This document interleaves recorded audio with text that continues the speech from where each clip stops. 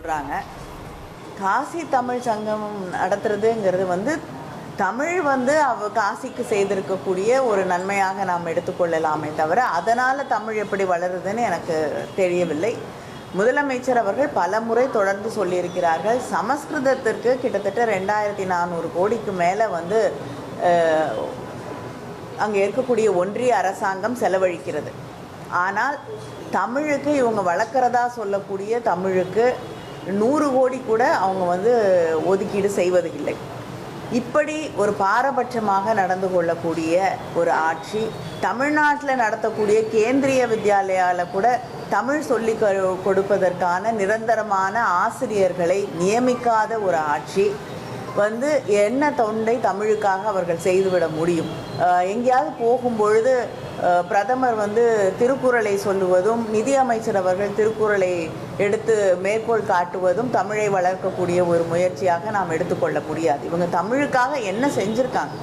ஹிந்தியை தொடர்ந்து திணித்து கொண்டிருப்பதை தவிர அவங்க வந்து தமிழுக்காக எதையும் செய்ததாக நாம் கிடையாது. அதை தாண்டி மும்மொழி கொள்கையை திணிப்பதாக இருக்கட்டும், SSA ஃபண்ட்ஸை வந்து நிறுத்தி வச்சுட்டு நமக்கு தரமாட்டேன்னு சொல்லக்கூடிய ஒரு நிலையாக இருக்கட்டும், இப்பொழுது நிறைவேற்றப்பட்ட அந்த மசோதாவாக இருக்கட்டும், நீட்டாக இருக்கட்டும், இல்லை தமிழ்நாட்டுக்கு வரவேண்டிய நிதி அது நிறுத்தி வைக்கப்பட்டிருக்கக்கூடிய நிலையாகட்டும், இது அத்தனையும் எதிர்த்து குரல் கொடுக்கிறோம் என்று சொன்ன அதிமுக அதோடைய தலைவர் இன்று அவருடைய நிலைப்பாடு என்ன? நாங்கள் சமீபத்தில் தான் வந்து சிறுபான்மை மக்களோடு நாங்கள் நிற்போம் அப்படின்னு ஒரு ஆணித்தரமாக பேசினார் மேடையிலே. ஆனால் இன்று அதே மேடையிலே யார் வந்து அந்த மசோதாவை நிறைவேற்றினார்களோ அவரோடையே அந்த மேடையிலே அவர் அமர்ந்து கொண்டிருக்கிறார். அதைவிட மோசமாக தன்னுடைய கட்சியின் தலைவர்களை, பேரறிஞர் அண்ணா, அடுத்து அம்மையார் ஜெயலலிதா அவர்களையெல்லாம் விமர்சித்து தரக்குறைவாக பேசிய ஒரு தலைவரோடு இன்று மேடையிலே அமர்ந்து கொண்டு கூட்டணியை யாரோ ஒருவர் அறிவிக்க இவர் அமைதியாக அதை கேட்டுக்கொண்டிருக்கக்கூடிய நிலை. யாருடைய தலைமையில் கூட்டணி அமையுதோ அவங்க தான் வந்து அந்த கூட்டணியை பற்றி அறிவிப்பார்கள், பேசுவார்கள். இன்னைக்கு பேசக்கூடிய உரிமை கூட அவருக்கு இல்லாத ஒரு நிலையிலே கூட்டணி அறிவிக்கப்படுகிறது. தங்களுடைய தலைவர்களை எல்லாம் இழிவாக பேசிய ஒருவரோடு அந்த மேடையிலே அமர்ந்து கொண்டு அந்த கூட்டணியை ஏற்றுக்கொள்கிறார். இன்று அவரே அதே தலைவர்களை தன்னுடைய வீட்டுக்கு அழைத்து விருந்தளிக்கக்கூடிய ஒரு நிலைக்கு அவர்கள் தள்ளப்பட்டிருக்கிறார்கள். இது வந்து கட்சிக்கு செய்யக்கூடிய துரோகம், தமிழ்நாட்டு மக்களுக்கு செய்திருக்கக்கூடிய மிகப்பெரிய துரோகம்.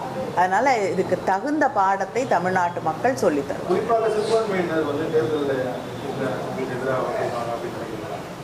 தமிழ்நாட்டு மக்கள் வந்து சிறுபான்மையினர் மட்டும் இல்லை, சிறுபான்மையர் மிக தெளிவாக அவங்களை எந்த காலத்திலையும் நம்பியது இல்லை. வந்து வரக்கூடிய தேர்தலில் இவங்க இன்னைக்கு தமிழ்நாட்டுக்கு செய்திருக்கக்கூடிய துரோகம், இதுக்கு சரியான பாடத்தை மக்கள் அவர்களுக்கு கற்றுத்தருவார்கள். இவங்க வந்து தமிழ்நாட்டுக்கு தொடர்ந்து தமிழ்நாட்டுக்கு எதிராக செயல்பட்டு கொண்டிருக்கக்கூடிய பாஜகவுக்கும் ஒன்றிய அரசாங்கத்திற்கும் தங்களால் முடிந்த அளவு ஒரு ரத்ன கம்பளத்தை அவர்கள் விரித்திருக்கிறார்கள். அதுதான் வந்து இன்றைக்கி அவங்க செய்திருக்கக்கூடிய மிகப்பெரிய ஒரு தமிழ்நாட்டுக்கு செய்திருக்கக்கூடிய மிகப்பெரிய துரோகம். தமிழ்நாடு தான் வந்து இன்றைக்கி அந்த ஒரு பாசிச அரசாங்கத்தை தடுத்து நிறுத்தக்கூடிய ஒரு முக்கியமான ஒரு மாநிலமாக நம்முடைய முதலமைச்சர் அவர்களும் திராவிட முன்னேற்றக் கழகமும் செயல்பட்டு கொண்டிருக்கக்கூடிய வேளையில் தமிழ்நாட்டு மக்கள் நிராகரித்திருக்கக்கூடியவர்களை இன்னைக்கு ரத்ன கம்பளம் விரித்து அந்த கதவுகளை திறந்துவிட ஒரு முயற்சியை அவர்கள் செய்து கொண்டிருக்கிறார்கள். இதற்கு தகுந்த பாடத்தை தமிழ்நாட்டு மக்கள் வரக்கூடிய தேர்தலிலே அவர்களுக்கு சொல்லித் தருவார். நீட் விவகாரத்தில் அதிமுகவோடு கலந்து பேசி முடிவெடுப்போம்னு சொல்லி அமித்ஷா சொல்றாரு, பாக்குறீங்க? முன்னாடி ஆட்சியில் இருந்த பொழுதே அதை கலந்து பேசி ஒரு நல்ல முடிவு எடுத்திருக்கலாம் இல்லையா? அதை எடுக்க முடியாதவர்கள் இனிமேல் வரக்கூடிய தேர்தலில் வந்து நிச்சயமாக அவர்களுக்கு வெற்றி வாய்ப்பில்லை. அதுக்கப்புறம் என்ன முடிவை அவரோடு கலந்து பேசி அவர்கள் இன்னைக்கு அறிவிக்க சொல்லுங்கள். நீட் தேர்வு இல்லை, தேவையில்லை தமிழ்நாட்டுக்குன்னு. திமுக ஆட்சியில் பல ஊழல்கள் செய்யப்பட்டிருப்பதால மத்திய உள்துறை அமைச்சர் பேசியிருக்காரு. அந்த ஊழல்களை மறைக்கிறதுக்காக தான் மும்மொழி கொள்கையை வந்துட்டு கையில் எடுத்துருக்காங்க அப்படிங்கிற மாதிரியும் பேசியிருக்காங்க. மும்மொழி கொள்கை வந்து அவங்க கையில் எடுத்திருக்காங்கங்க. நம்ம வந்து மும்மொழி கொள்கையை எதிர்க்கிறோம். ஹிந்தி திணிப்பை அந்த மும்மொழி கொள்கையின் வழியாக கொண்டு வருவதை நாம் எதிர்க்கிறோம். 2 மொழி கொள்கை தான் தமிழ்நாட்டிலே வேண்டும் என்பதுதான் நம்மளுடைய நிலைப்பாடு. அது இன்று நேற்று உருவான நிலைப்பாடு கிடையாது. வந்து 30களிலிருந்து வந்து தமிழ்நாடு ஹிந்தி திணிப்பை எதிர்த்து போராடி கொண்டு தான் இருக்கிறது. அதன் தொடர்ச்சியாகத்தான் நம்முடைய முதலமைச்சர் அவர்கள் 2 மொழி கொள்கை தொடர வேண்டும், மும்மொழி கொள்கையை ஏற்றுக்கொள்ள மாட்டோம் என்று திட்டவட்டமாக அறிவிப்பது இந்த நீண்ட வரலாற்றின் அடிப்படையில் தான். அதனால் இன்று ஆட்சியில் இருக்கிறோம் இல்லை அப்படிங்கிறதுக்கும் இதை எதிர்ப்பதற்கும் எந்த சம்பந்தமும் கிடையாது. தொடர்ந்து தமிழ்நாடு இதை எதிர்த்து கொண்டிருக்கிறது. திராவிட முன்னேற்ற கழகம் இதை எதிர்த்து கொண்டு தான் இருக்கிறது. நீங்கள் பிஜேபி எடுத்துக்கிட்டிங்கன்னா ஒன்றிய அரசாங்கம் இன்னைக்கு கிட்டத்தட்ட எல்லா எதிர்க்கட்சி தலைவர்கள் மீதும், நாடு முழுவதும் இருக்கக்கூடிய எதிர்க்கட்சி தலைவர்கள் மீது இன்கம் டேக்ஸ், சிபிஐ, இடி இது 3ஐயும் அவர்களை அடக்குவதற்காக, அவர்களை ஒடுக்கி விடுவதற்காக தொடர்ந்து பயன்படுத்தி கொண்டிருக்கிறார்கள். யார் யாரெல்லாம் அவர்களை எதிர்த்து பேசுகிறார்களோ அவர்கள் மீது இந்த இன்கம் டேக்ஸ், சிபிஐ, இடியை அவங்க பயன்படுத்துகிறார்கள். கிட்டத்தட்ட 95% இடி கேசஸ் வந்து எதிர்கட்சியில் இருக்கக்கூடிய தலைவர்கள் மீது போடப்படுகிறது. ஆனால் கன்விக்ஷன் ரேட்டுன்னு எடுத்துக்கிட்டிங்கன்னா 2% கூட அது தொடுவது கிடையாது. அதனால் எந்த அளவுக்கு பொய்யான வழக்குகளை அவர்கள் போடுகிறார்கள் அப்படிங்கிறத நம்ம தெளிவாக பார்க்க முடிகிறது. இதே வழியில் தான் வந்து தமிழ்நாட்டில் இருக்கக்கூடிய நம்மையும் அவர்கள் மிரட்டி விடலாம் என்று ஒரு தப்பு கணக்கு போட்டுட்ருக்காங்க. அதனால் இவங்க வந்து தான் ஆட்சியிலே செய்யக்கூடிய தவறுகளை திசை திருப்புவதற்காக இப்படிப்பட்ட வழக்குகளை தொடுக்கிறார்களே தவிர, இப்படிப்பட்ட குற்றச்சாட்டுகளை வைக்கிறார்களே தவிர நாம் திசை திருப்ப வேண்டிய அவசியம் கிடையாது. ஏன்னா நம்ம முதலமைச்சருடைய திட்டங்கள் மக்களுக்கு போய் சேர்ந்திருக்கிறது. மக்களிடம் அவருக்கு திராவிட முன்னேற்ற கழக ஆட்சிக்கு ஒரு நல்ல வரவேற்பு இருக்கிறது. வரக்கூடிய தேர்தல் முடிவுகளில் அதை நாம் தெளிவாக பார்க்க முடியும். ஏற்கனவே எதிர்கட்சியாக இருக்கும்போது அதிமுக வந்து பாஜகவோட அடிமைகள், அவங்க சொல்கிறபடி தான் இவங்க ஆடுறாங்க. அவங்க கவர்மெண்ட்டில் இருக்கும்போது எதிர்கட்சியாக இருக்கும் திமுக இப்பயும் அவங்க கூட கூட்டணி வைக்கும் போது, இன்னைக்கு அமித்ஷா கிட்ட கேள்வி இருக்கும்போது என்ன ஒரு கேள்வி எழுதியிருக்காங்கன்னா, இவங்ககிட்ட வந்து எந்த ஒரு நிபந்தனையும் இதெல்லாம் வச்சுருந்தாங்களா, எந்த நிபந்தனையும் இல்லைன்னு சொல்லியிருந்தாங்க. ஆனால் அண்ணாமலை வந்து அடுத்த தலைவர் பதவிக்கு இருக்கக்கூடாது அப்படின்னு சொல்லிட்டு அவங்க வந்து வச்சதாக தகவல்.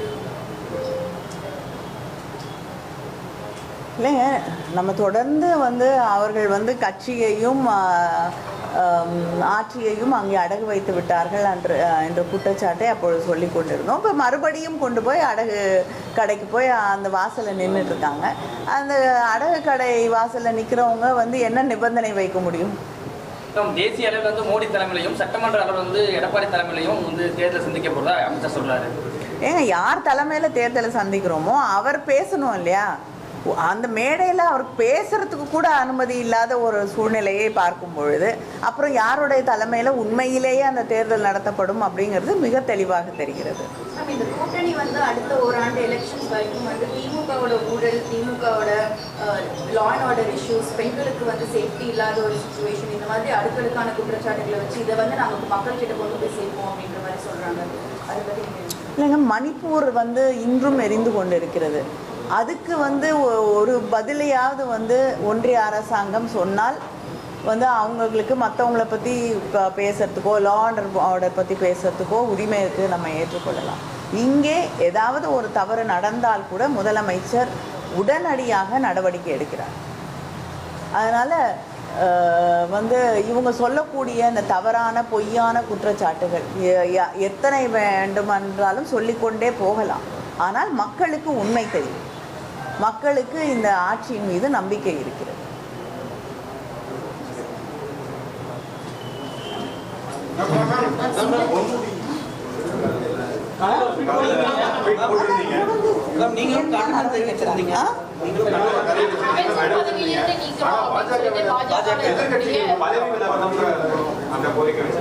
இல்லைங்க, முதலமைச்சர் அவர்கள் கட்சி தலைவராக நடவடிக்கை எடுத்திருக்கிறார்கள். நிச்சயமாக வந்து ஒருவருக்கு எத்தனை முறை தண்டனை தருவது அப்படிங்கிறது ஒரு கேள்வியும் இருக்குது. ஆனால் அதை தாண்டி முதலமைச்சர் அவர்கள் தான் எதுவாக இருந்தாலும் முடிவு செய்ய வேண்டும். அதை பற்றி நான் கருத்து தெரிவிக்க விரும்பவில்லை. என்னுடைய கண்டனத்தை நான் காலையில் தெரிவித்தேன். அது